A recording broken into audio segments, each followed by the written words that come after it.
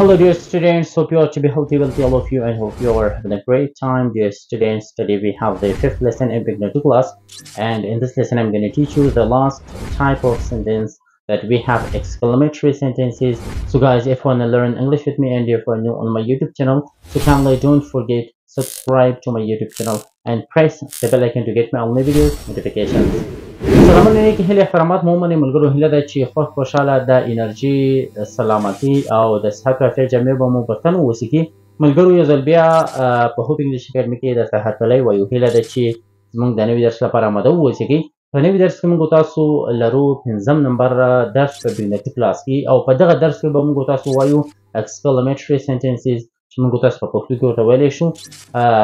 د احساس د څرګندونې جملې کوم چې احساس موږ تاسو